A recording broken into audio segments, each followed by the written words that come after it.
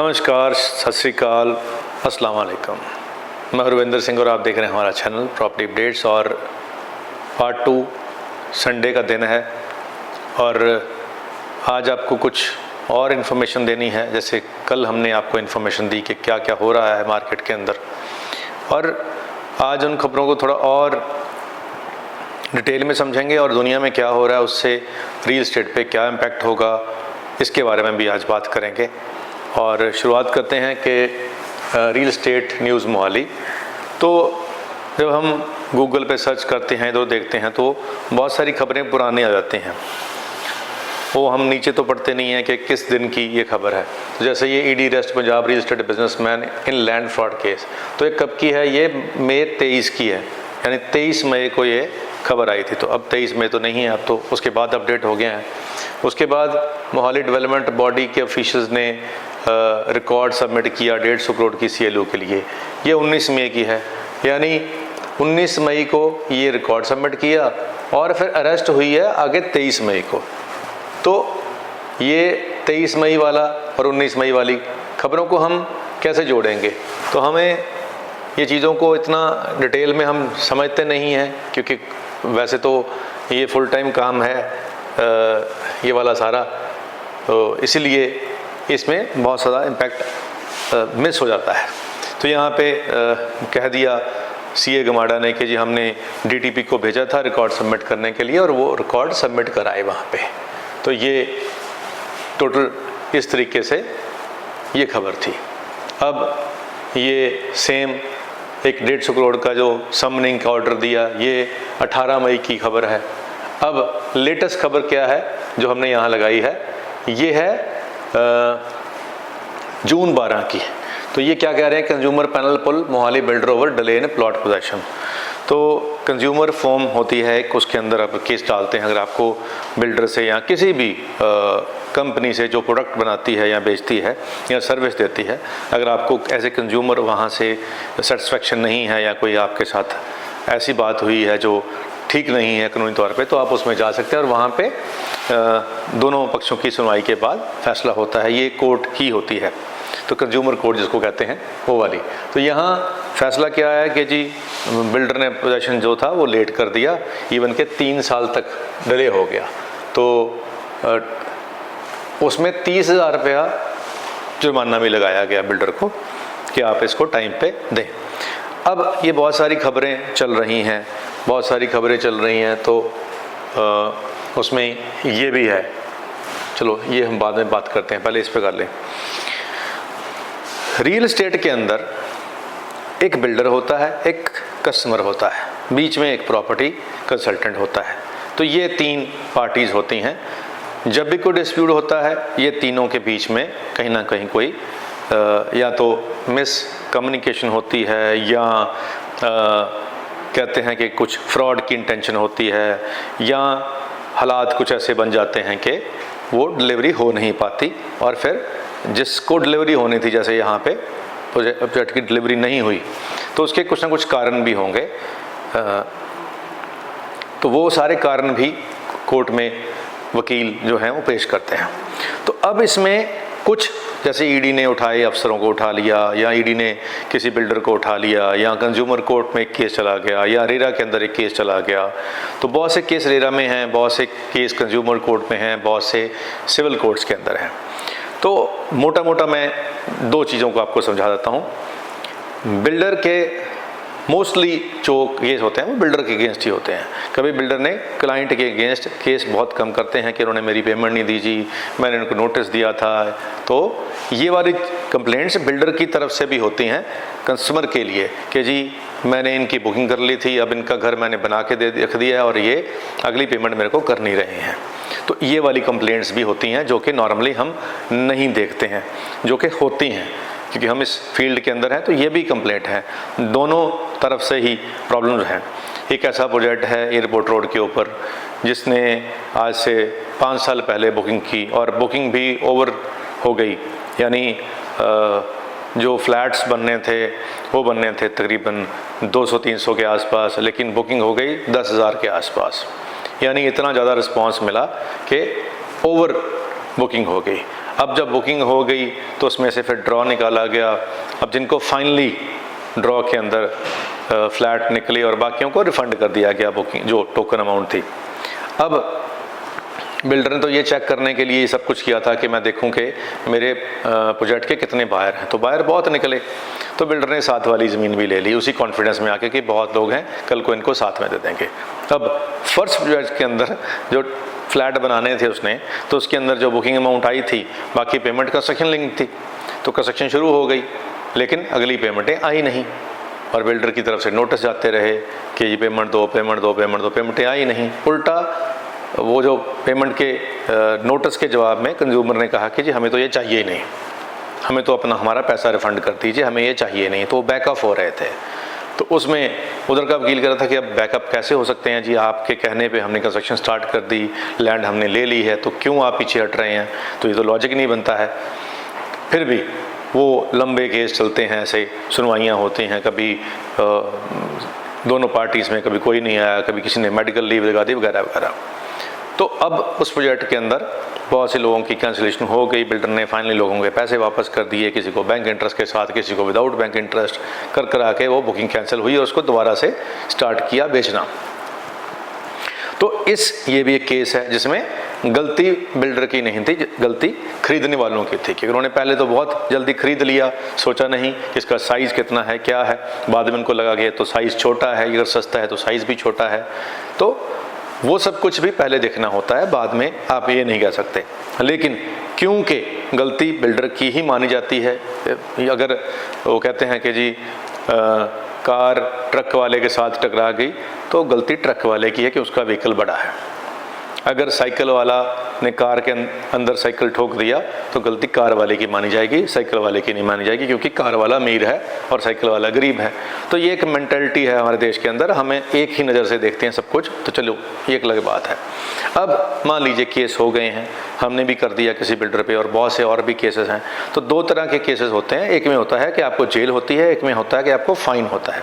जैसे इस केस में हैंड ओवर लेट किया तो इसमें जेल नहीं होगी, यहाँ पे फ़ाइन होगा, तो 30,000 रुपये फ़ाइन हो गया, बात ख़त्म। अब कुछ केसों में जेल भी होती है, और जेल वाले क्या हुआ, जैसे पीछे हमने कहा कि उन्होंने फॉर्ज करके साइन, यानी साइन फॉर्ज किए थे, तो 420 का वो केस बनता है, 420 के अंदर आपको जेल भी होती है, तो वो वाला केस जेल का भी हो गया।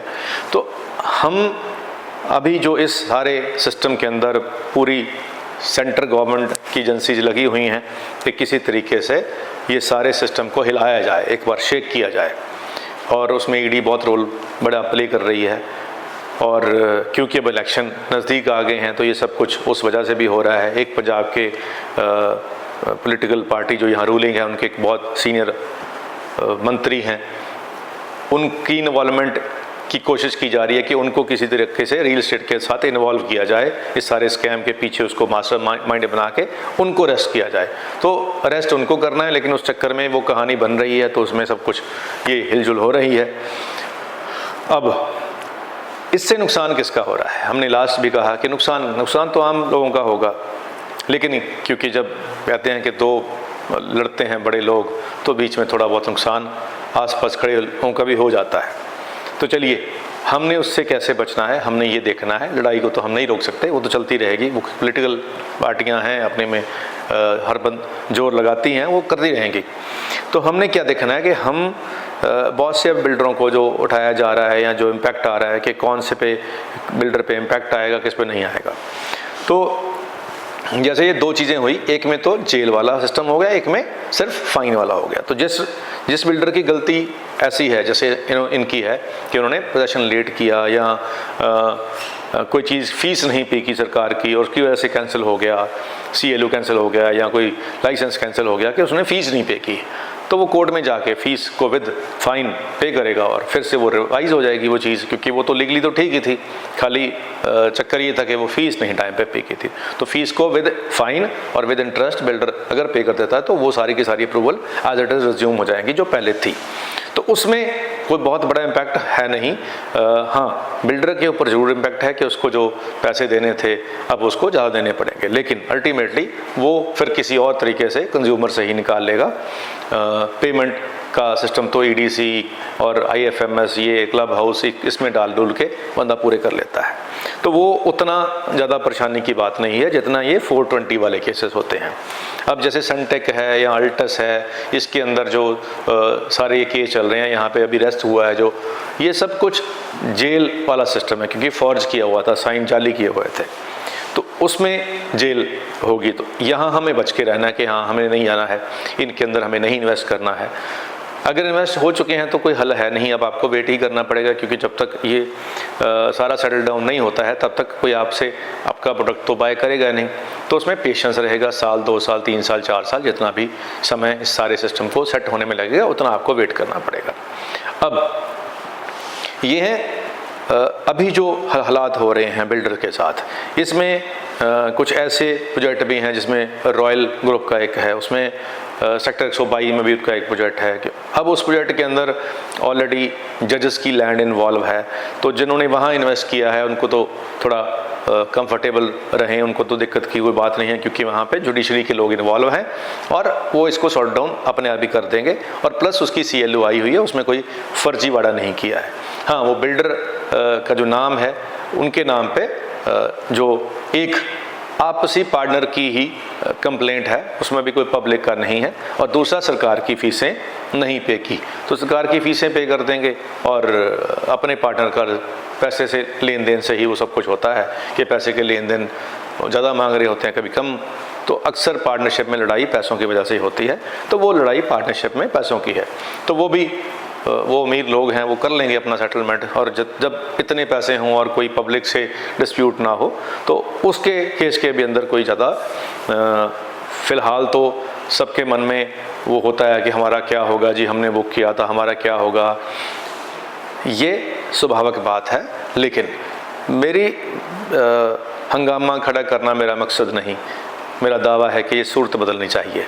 भगत सिंह ने कहा था कि मेरा मोटिव इस वीडियो के से किसी को भी विचलित करना नहीं होता है, और जहां सल्यूशन हो सकता है वहां हम बताएं कि हाँ सल्यूशन हो सकता है। अब इसको मैं हाई क्रिएट कर दूंगी, आप बर्बाद हो जाओगे, आप ये हो जाएगा, वो हो जाएगा, तो उससे कोई फ़र्क नहीं पड़ेगा। उससे नेगेटिव लोगों की मन की शांति भंग हो जाएगी, किसी को फ़ायदा नहीं होगा उस चीज़ को प्रमोट करने में। तो मेरा कहना यही है, जो एक्चुअल में ये बात वो करता है जिसने ये सब कुछ ग्राउंड पे देखा होता है। इससे पहले हज़ारों ऐसे झगड़े हुए हैं, उसके हल निकले हैं।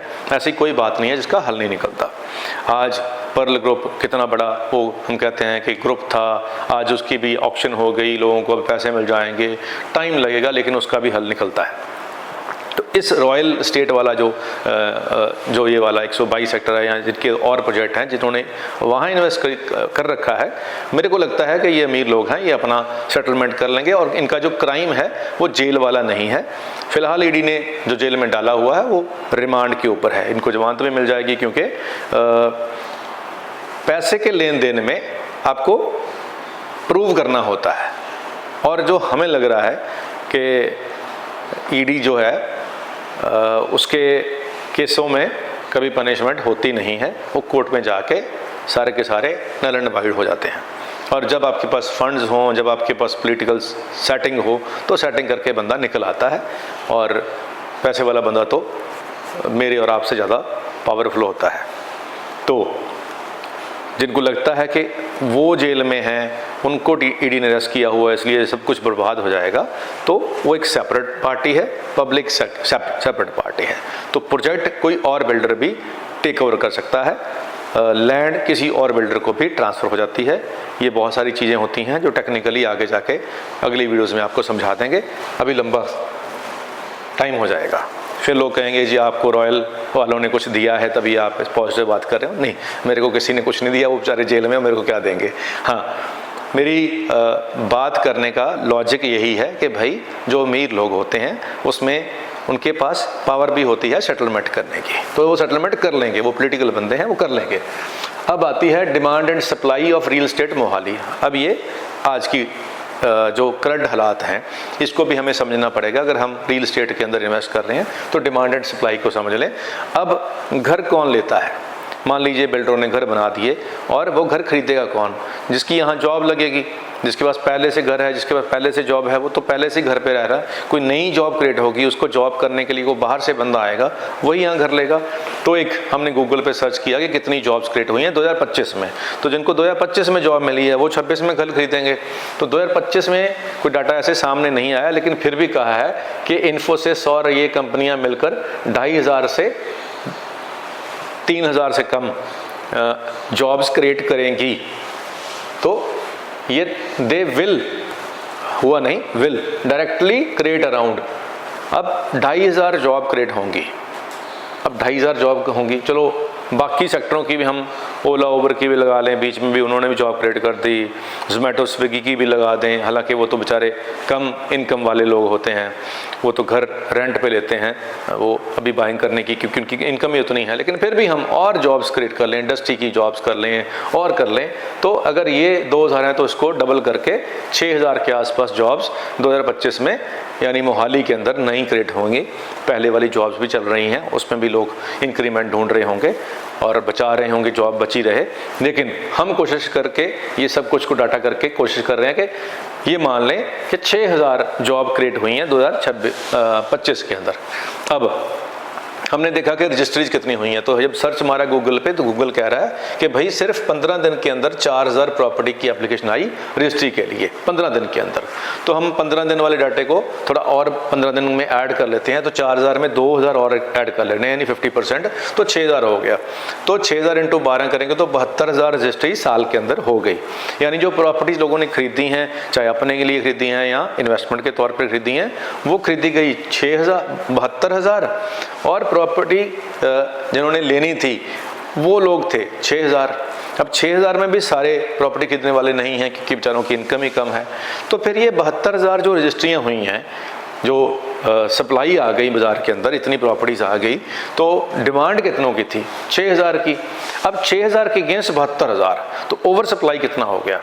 तो ओवर सप्लाई आप देखें कि 66,000, तो 66,000 एक्स्ट्रा प्रॉपर्टीज खरीदी गई। 66,000। अगर एक प्रॉपर्टी की कीमत हम नॉर्मली, आजकल तो 50 लाख से कम कुछ है नहीं, नॉर्मली 50 लाख ही मान लें, तो 50 लाख इंटू 66,000 तो कितने करोड़ हो गया? तो ये 350 करोड़ के आसपास की फिगर ये बन जाएगी, जो एक्स्ट्रा वैल्यू की प्रॉपर्टी यहाँ पे आ गई है। तो अब इसको हम समझते हैं गूगल मैप के ऊपर। ये वाले जो एरिया हैं, अब हम ऊपर से सैटेलाइट से देखा, भाई अभी यहाँ पे सड़कें तो बनी हुई हैं लेकिन घर नहीं बने हुए हैं। जो मोहाली के एरियाज़ हैं, MR के आसपास 105 सेक्टर हैं और 85 सेक्टर के आसपास के जो एरिए हैं, और बनूड़ और लांडरा रोड के ऊपर भी बहुत सारे प्रोजेक्ट आ रहे हैं। 60-70 हज़ार रुपया रेट हो गया है, रजिस्ट्रियाँ हो रही हैं, और यहाँ पे बिल्कुल ये खाली पड़ा हुआ है। सैटेलाइट से देख के पता लग जाएगा आपको, इसके लिए धरती पे घूमने की ज़रूरत नहीं है, गूगल से पता लग जाएगा कि ये सारा एरिया खाली पड़ा हुआ है। यानी यहाँ पे प्रॉपर्टीज़ तो खरीद ली गई हैं, रजिस्ट्रियाँ तो हो गई हैं, लेकिन घर तो बना ही नहीं है। तो ये इसका मतलब है कि ये ओवर सप्लाई हुई है, तभी ये सिस्टम बना हुआ है, और ओवर सप्लाई कंटिन्यू चल रही है। अभी राजपुरा भी क्रॉस कर गए हैं। राजपुरा से आसपास सारा एरिया अब बिल्डरों की वो रेंज के अंदर है। वहाँ पे प्रोजेक्ट आ रहे हैं, किसी के अंदर कुछ बन रहा है, किसी के अंदर क्या हाईलाइट्स आ रही हैं, बड़े बड़े प्रोजेक्ट आ रहे हैं बनूड़ से राजपुरा के बीच में भी। तो वो वाली सप्लाई कब, उस पर कब घर बनेंगे आने वाले 25 साल में, 30 साल में, तो वो लगता है, समझ आता है इतने साल लग जाएंगे उस एरिया को फुल डेवलप होने में। जब तक राजपुरा और बनूड़ और मोहाली मिलेंगे आने वाले 50 साल में, वो मिल जाएंगे। सड़क के ऊपर तो मिल जाएंगे, पीछे चाहे खाली रहे, लेकिन सड़क के आगे वाले एरिया जो हैं वो भरते जाएंगे, क्योंकि प्रोजेक्ट आते जाएंगे, लोग वहाँ पे बसेंगे आने वाले 20-25 साल के अंदर। लेकिन फ़िलहाल जो प्रॉपर मोहाली है, जो पुराना मोहाली है, उसके अंदर भी बहुत सारा एरिया खाली पड़ा हुआ है। अगर हम एयरपोर्ट और जो हमारी दूसरी रोड है बनूड़ लांडरा वाली, खरड़ वाली, वो और एयरपोर्ट रोड के बीच का एरिया जिसके अंदर ये वाला सारा एरिया है, इसको अगर हम सैटेलाइट से देखेंगे तो इसके अंदर भी अभी 50% के आसपास ऑक्यूपेंसी नहीं है, यानी 50% लोग अभी यहाँ पे बसने हैं। और 92, 116 ये वाला एरिया भी पड़ा हुआ है, अभी 86 के आसपास का एरिया भी खाली पड़ा हुआ है। IT सिटी मोहाली के आसपास के एरिया भी अभी बहुत सारे खाली पड़े हुए हैं, वहाँ पे भी पॉपुलेशन नहीं है। तो ये सारा मतलब हम अगर इसको फुली डेवलप कहें तो जब 80% के आसपास पॉपुलेशन आ जाएगी तो हम उसको कहेंगे कि ये फुली डेवलप हो गया है। तो जो एरियाज़ हैं जैसे स्वाना गुरुद्वारा के आसपास के सारे एरिया ये फुली ऑक्यूपाइड में आते हैं। तो अब इतनी सप्लाई पहले से हो रखी है, डिमांड वही है कि साल की कितनी बढ़ रही है, 6-7 हज़ार 10 हज़ार जॉब्स क्रिएट हो जाएंगी इस साल के अंदर, 26 के अंदर। और तो इस साल और प्रॉपर्टीज़ अवेलेबल हो गई हैं और प्रोजेक्ट आ रहे हैं। अब 25-25 एकड़ के कितने नए प्रोजेक्ट आए हैं, कितनों की CLO आई है और कितने और अप्लाई हो रखे हैं। और फिर जो हाई राइज बिल्डिंगें आ रही हैं उस एक बिल्डिंग के अंदर ही कितने घर बनेंगे, वो भी तो सप्लाई ही है। तो ये सब कुछ हमें देखना होगा जब हम डिसीजन लेंगे अपना। मैंने आपको एक क्वेश्चन दे दिया है, इसको और डिटेल में समझना होगा। तो सैटरडे और संडे मैं अवेलेबल होता हूँ, मेरे पास आप आकर अगर आपके मन में स्पेसिफिक कोई सवाल है तो सामने बैठ के भी पूछ सकते हैं। फ्री ऑफ कॉस्ट कंसल्टेशन है, कोई पैसा नहीं है। और अभी USA से एक मैम का फ़ोन आया कि लास्ट टाइम पिछले साल हम आए थे तो आपसे मिल नहीं पाए थे।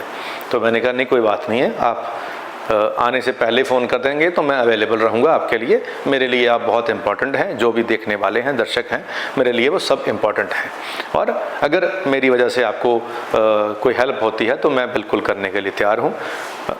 बाकी अगला काम आपका है कि मोहब्बत में दोनों तरफ से चीज़ें होनी चाहिए, एक ही तरफ से नहीं। मेरी तरफ से तो मोस्ट वेलकम है।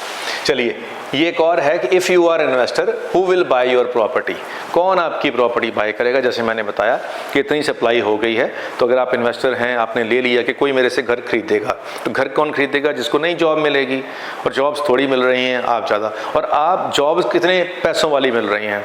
जॉब्स मिल रही हैं मान लीजिए 50-60 हज़ार रुपये सैलरी वाले की। अब 50 से 60 हज़ार रुपया सैलरी जिसकी होगी वो सारे पैसे तो EMI नहीं पे करेगा, ना ही उसको बैंक लोन देगा। तो 50 हज़ार रुपया सैलरी वाले को 25 लाख रुपए लोन मिलता है बैंकिंग वैल्यू के हिसाब से हम देखें तो 25 लाख उसको लोन मिलेगा। 10-15 लाख उसने सेविंग या माँ बाप से इधर उसे पकड़ भी लिया, तो 25 और 15 लगाएंगे तो वो 40 के आसपास की ही प्रॉपर्टी खरीदेगा। तो आपने जो प्रॉपर्टी खरीदी अगर वो 50 लाख की है तो अभी पहले से ही गैप है, आपने महंगी खरीद ली है, उसकी कैपेसिटी से पहले ही 10 लाख महंगी है। अब आपको प्रॉफिट भी चाहिए, तो 50 वाली आप सोच रहे के बैठे हैं कि जी मेरे को तो 70 की बिके, तो गैप बहुत हो गया। तो ये गैप कौन फिल करेगा? उसकी सैलरी कौन इंक्रीज करेगा? आप तो नहीं कर पाएंगे कि भाई इस बंदे ने मेरा प्लॉट लेना है।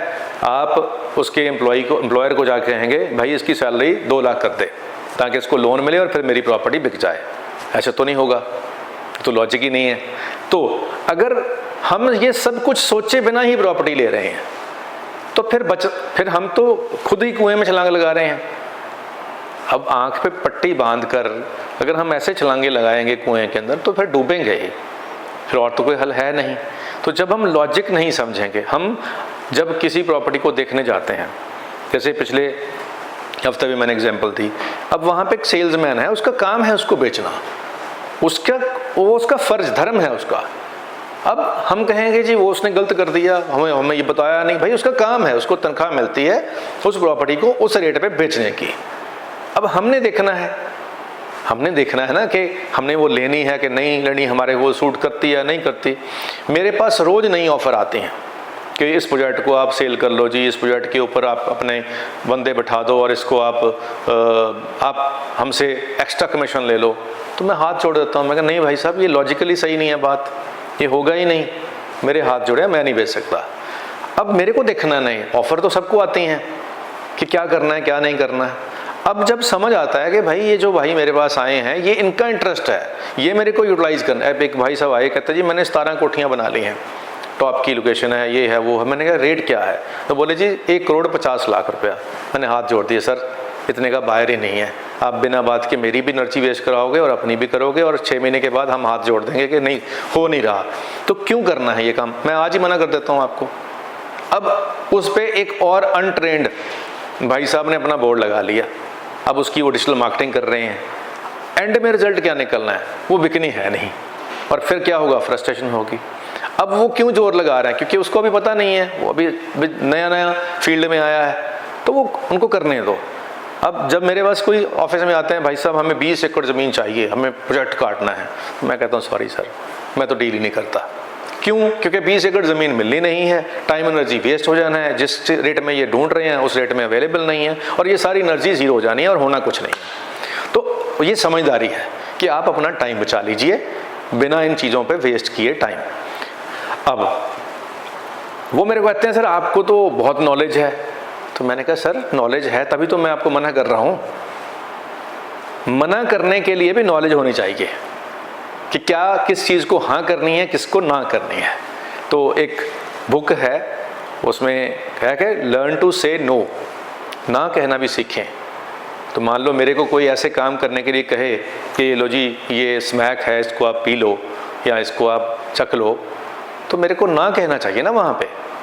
ये तो नहीं है कि किसी ने कहा है तो मैं कर ही लूँ। तो वो तो मेरे को डिसीजन खुद लेना है कि क्या सही है क्या गलत है। सही को हाँ कहो, गलत को मुंह पे ना कहो।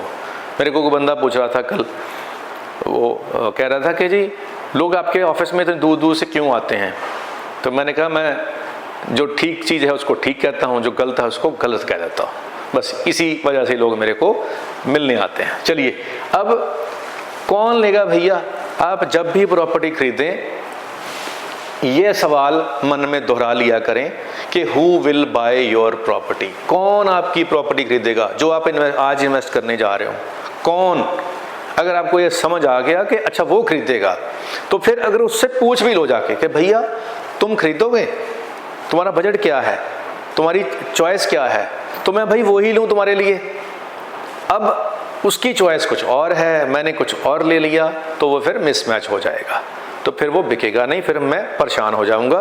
फिर वो ज्योतिष वाले कहेंगे कि ये आपको सूट नहीं करती है, ये तो शनि का सिस्टम है, शनि आपका डाउन है इसलिए आपकी प्रॉपर्टी बिक नहीं रही, आप ये नग धारण कर लो। तो वो फिर आप नग धारण करोगे, फिर आप कोई और उपाय करोगे उसको बेचने के लिए। तो क्यों करना है ऐसा काम, पहले से ही समझ लें, पहले से ही ये बात को समझ लें दिमाग के साथ, तो कोई हर्ज नहीं है। चलिए अब should you buy property in current world crisis. अब फ्यूल प्राइस बढ़ रहे हैं, गोल्ड प्राइस बढ़ गया, ये हो गया वो होगा, ग्लोबल क्राइसिस है, तो क्या इस समय में प्रॉपर्टी खरीदनी चाहिए, ये भी एक सवाल है। तो भाई प्रॉपर्टी तो कुछ हुआ नहीं है, प्रॉपर्टी तो वहीं की वहीं है, और ईरान की जंग का मेरे देश की प्रॉपर्टी से कोई संबंध नहीं है। हाँ, जो मैंने पहले सवाल कहा इस बात को ध्यान में रखना जरूरी है कि हु विल बाय, इसका कोई इम्पैक्ट नहीं। इसका इम्पैक्ट कहाँ आएगा, हम उस पर भी आ जाते हैं। जो जंग हो रही है इसका इम्पैक्ट कहाँ आएगा, इसका इम्पैक्ट आएगा कंस्ट्रक्शन कॉस्ट आपकी हायर हो रही है, हो चुकी है, और इससे जॉब्स कम हो रही हैं एआई की वजह से। ठीक है जी। और इसमें ये एक और चीज़ है, people will lose job in 2026, ये भी एक खबर चल रही है कि लोगों की जॉब चली जाएगी। अगर जॉब चली जाएगी तो फिर प्रॉपर्टी कैसे खरीदेंगे, जो खरीदी होगी उसको वो बेचेंगे क्योंकि ईएमआई नहीं जा पाएगी। तो फिर क्या होगा कि अच्छी लोकेशन पे अच्छी प्रॉपर्टी सस्ते रेट में मिल जाएंगी। क्यों? क्योंकि वो ईएमआई पे ही नहीं कर पा रहा। जब ईएमआई नहीं पे होगी तो बैंक बेच देगा। तो उस क्राइसिस के अंदर जब जॉब जाती हैं तो जिन लोगों ने 100% बैंक लोन ले रखा होता है उनकी फिर प्रॉपर्टीज बिकने के लिए आती हैं बाजार के अंदर। तो ये सब कुछ में आपको बेस्ट डील भी मिल जाएंगी कि आपको अच्छी लोकेशन के ऊपर अच्छा घर जो किसी की जॉब लॉस की वजह से बिकने पे आ गया वो आपको सस्ते रेट में मिल सकता है। तो इसके लिए भी आपको पूरा नज़र रखनी पड़ेगी बाज़ार में क्या क्या हो रहा है, जैसे हम कर रहे हैं। और एआई की वजह से ही जो जॉब जाएंगी तो रोल्स कौन कौन से होंगे वो भी हैं। अब impact of war in house construction, जैसे मैंने कहा कि कौन कौन से सेक्टर पे आएगा, तो यहाँ पे cooking oil, energy, fuel, electronics, appliance, everyday grocery, plastic के पैकेजिंग और पेंट्स, इन सारी चीज़ों के अंदर, इन सारे सेक्टर्स के अंदर इम्पैक्ट आएगा। और हमने यहाँ लिखा, गूगल से पूछा कि भैया ईरान वॉर की वजह से कंस्ट्रक्शन कॉस्ट कितनी बढ़ेगी, तो उन्होंने कहा 25% तो मिनिमम हमें लगता है 15 से 25% बढ़ जाएगी, लेकिन स्टील के अंदर 20%, और जो रिलायंस और गल्फ़ के इंपोर्ट्स हैं जिसके अंदर क्रूड ऑयल से जो निकलता है सामान 20 से 50%, सीमेंट और सैरामिक्स 10 से 15%, इंटीरियर एंड फिनिशिंग मटेरियल 10 से 45%।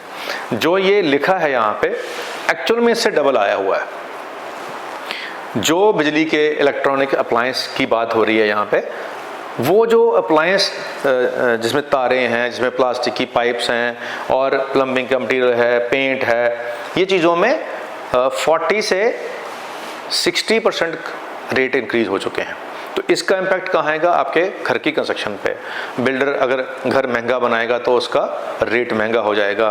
प्राइस जो है कंस्ट्रक्शन प्लॉट की वैल्यू डिफरेंट है, कंस्ट्रक्शन की वैल्यू डिफरेंट है। जब हम घर को जोड़ते हैं तो अगर 1 करोड़ का घर है तो उसमें 50 लाख कीमत प्लॉट की है, 50 लाख कंस्ट्रक्शन की कॉस्ट है। तो कंस्ट्रक्शन की कॉस्ट अगर 40% बढ़ गई तो 50 वाली चीज़ 40% अगर इंक्रीज़ करेंगे तो 75 के आसपास हो गई, 70 के आसपास हो गई, और 70 और 50 करेंगे तो 1 करोड़ 20 हो गया। तो जो 1 करोड़ की चीज़ थी वो 1 करोड़ 20 की हो गई कंस्ट्रक्शन के साथ। अब कंस्ट्रक्शन अगर सिर्फ करनी है तो आपको फ़र्क पड़ेगा टोटल में 40% के आसपास। अगर आप बिल्डअप प्रॉपर्टी लोगे तो उसमें प्लॉट और कंस्ट्रक्शन दोनों हैं तो उसमें इम्पैक्ट आ जाएगा आपका 20 से 25%। तो ये 100% हो चुका है, ये आ चुका है।